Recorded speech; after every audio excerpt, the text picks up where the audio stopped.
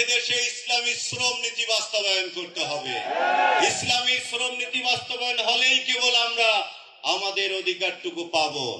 ইসলামী শ্রম নীতি বাস্তবায়ন করলে বাংলাদেশের ওই সংসদে ইসলামকে রাষ্ট্রীয় ক্ষমতায় অধিষ্ঠিত করতে হবে কিনা, এই জন্য ইসলামী শ্রম নীতি বাস্তবায়নের জন্য ওই সংসদে ইসলাম কায়েমের জন্য আমাদের শ্রমিক ভাইদের ঘরে বসে থাকলে হবে না। দুর্বার আন্দোলন এবং গণসংযোগের মাধ্যমে আল ফারুক ভাইয়ের বিজয়, দাঁড়িপাল্লার বিজয়কে আমাদের ত্বরান্বিত করতে হবে। প্রিয় ভাইরা, নীলফামারীতে এখন অনেক পাগলের আমদানি হয়েছে।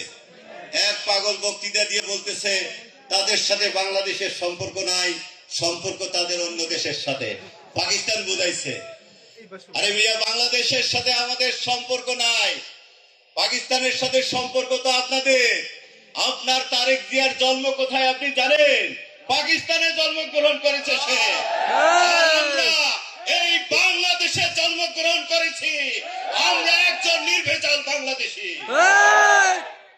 আমাদেরকে বলো রাজাকার, যে ৭১-এ জামাতকে দেখেছো, ৭১-এ জামাতকে দেখেছো, কিন্তু ১৯৯১ সালের জামাতকে দেখো নাই, ২০০১ সালের জামাতকে দেখো নাই, যে জামাতের উপর ভর করে ক্ষমতায় গিয়েছিলে, ক্ষমতার স্বাদ গ্রহণ করেছিলে। আজকে বলে জামাত রাজাকার, তখন কি জামাত রাজাকার ছিল না? রাজাকারের দল কারা?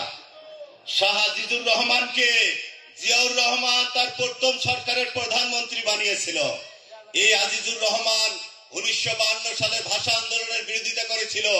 ১৯৭১ সালের জাতিসংঘের অধিবেশনে যোগ দিয়ে সে বলেছিল যে ২৫শে মার্চ পাকিস্তানিরা কোনো হামলা করে নাই। এই আজিজুর রহমান স্বাধীনতার পর ২ বছর জেল খেটেছে। সেই আজিজুর রহমানকে আপনারা প্রধানমন্ত্রী বানিয়েছিলেন।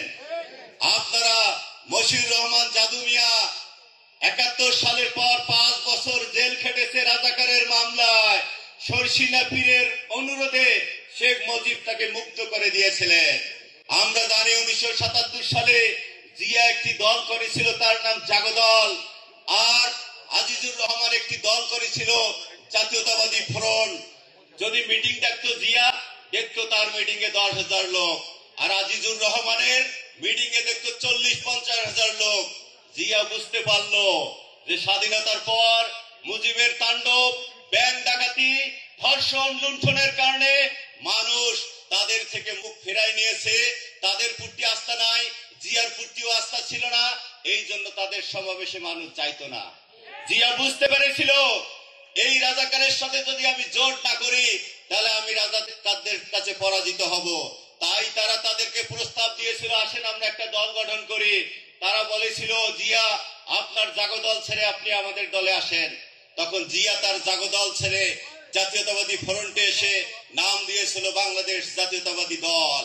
সেদিন দলে দলে রাজাকাররা ওই জাতীয়তাবাদী দলে, ওই জিয়ার দলে যোগ দিয়েছিল। প্রিয় ভাইরা, জিয়া, খালেদা জিয়া তাদের মুখ দিয়ে একদিনের জন্য রাজাকার শব্দটি বলে নাই। আর আজকের নব্য ছেলেরা জিয়া খালেদা স্লোগান তুলে তুলে ফেদা তোলার পরেও তারা জিয়ার আদর্শকে ধারণ করে না। আরে রাজাকারের দল কারা? রাজাকারের দল হচ্ছেন আপনারা, আমরা না। প্রিয় ভাইরা, মেহমানরা বসে আছেন, আমি পরিশেষে